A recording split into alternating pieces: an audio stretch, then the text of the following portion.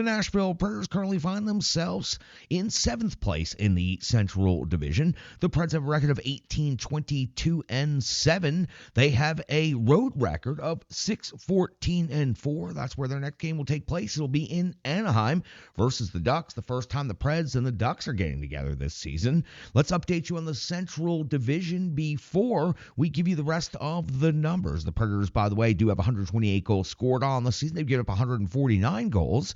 That is a goal differential of -21. The Preds' road record is 6-14-4. The Ducks' home record 10-12-2. Their overall record 19-23-6. They have 44 points and are 7th place in the Pacific Division. 118 goals for, 151 against. It's a goal differential of -33. So 2 7th place teams getting after each other here at the second game of this road trip for the Nashville Predators. Now, before we get into the matchup itself and the Predators' week ahead, let's first update you on the Central Division. I want to add a little wrinkle to this as well. The Winnipeg Jets still find themselves in first place with 67 points, followed up by Minnesota with 60 and Dallas with 59. Just on the outside looking in, Colorado was at 58. Then you find the St. Louis Blues at 50 points, the Utah Hockey Club in 6th place at 49 points. Then you'll find Nashville at 43 and Chicago starting to fade off in the distance at 8th place at 34 points. Now listen, I want to bring you the wild card standings just so you can see the big picture right here. Yes,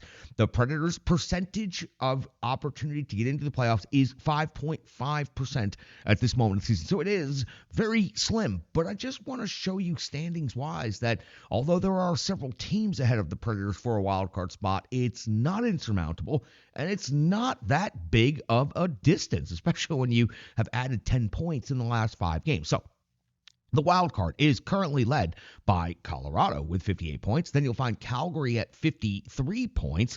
Then you'll find Vancouver at 50, St. Louis at 50, Utah at 49, Seattle at 45, Anaheim at 44, and Nashville at 43. So the Predators, with a head-to-head victory in Anaheim on Saturday night, would surpass the Ducks in the wild card race and then be tied with the Seattle Kraken based on other results. So 1, 2, 3, 4, 5 teams ahead of the Nashville Predators and a 10-point separation between the Predators and the Calgary Flames right now. It is not insurmountable, and the Predators have a advantageous schedule right now. They had pretty tough schedule at times this season. So they just finished up the home-and-home series with the San Jose Sharks, now facing off in Anaheim against the Ducks Wednesday, back home to face off against the Vancouver Canucks and close out the regular season. Another team just ahead of the Predators in the wild card chase. Friday at Buffalo, and then Saturday at Pittsburgh, the 3rd of February versus Ottawa, and then the 7th of February at the Chicago Blackhawks. You see what I mean by an advantageous schedule for the Predators at this particular moment in the schedule. And the Predators are heating up in all the right ways. The season series between the Preds and the Ducks, they haven't played yet. This is the first of 3 meetings. The 14th of March, we'll see the Preds in Anaheim again, and then the 20th of March, we'll see the Ducks in Nashville take on the Predators. So the Predators also have 6 potential points against a 7th place team from the Pacific Division after taking 4 points from the 8th place team in the division. Still to go this season, and another game against the Sharks as well. So this first of 3 meetings, the Ducks themselves in their last 5 matchups. On the 14th of January was a 3-0 loss to the Washington Capitals. They followed it on the 16th of 4-3 shootout loss at Tampa Bay. On the 18th, a 3-0 loss at Florida. The 21st of January saw a 5-2 loss versus Florida, so a home-and-home against the Florida Panthers. And most recently on the 23rd, a 5-1 win versus Pittsburgh. Gibson picking up the victory, going 31 out of 32 in the game. Updated injury situation for the Nashville Predators still sees Luzon on IR with Evangelista.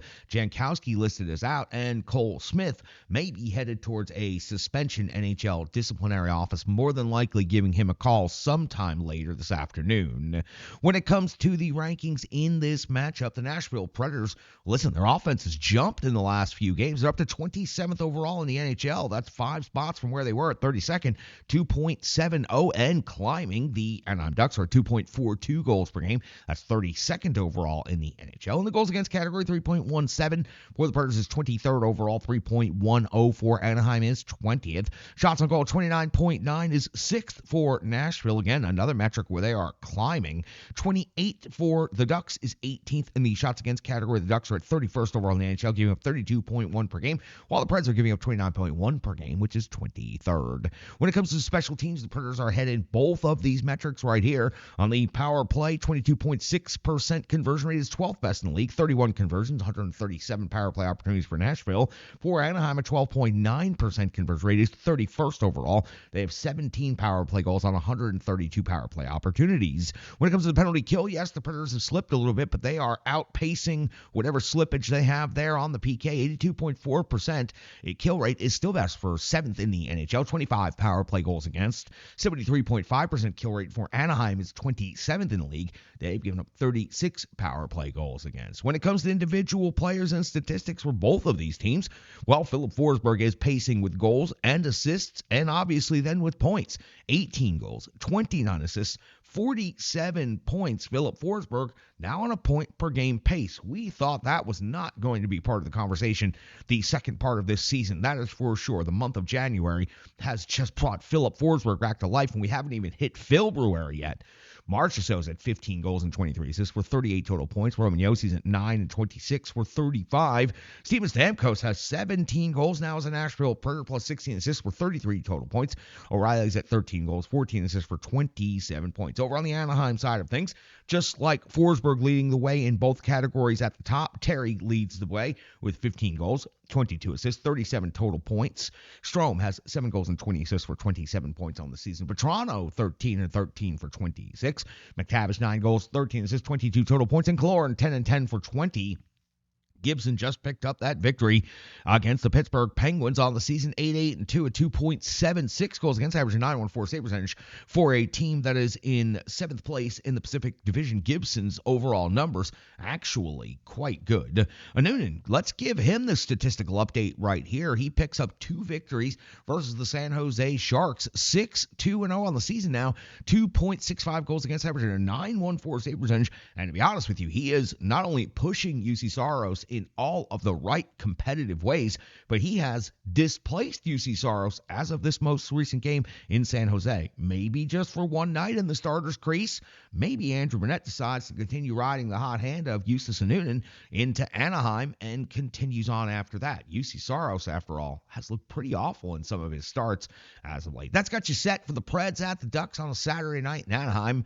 It's the first meeting of 3 this season between these 2 Western Conference rivals. The Predators, critical points on the line, and keeping that winning streak alive is paramount to overcoming the 10-point difference in the wildcard race between the Predators, the Calgary Flames, and a whole hell of a lot of teams stacked between them. Preds got a lot of work to do, but they're moving up in the tax bracket, and they are making things happen. We'll be back with the Reverb Sports full game recap right after this on the Renegades of Puck Podcast.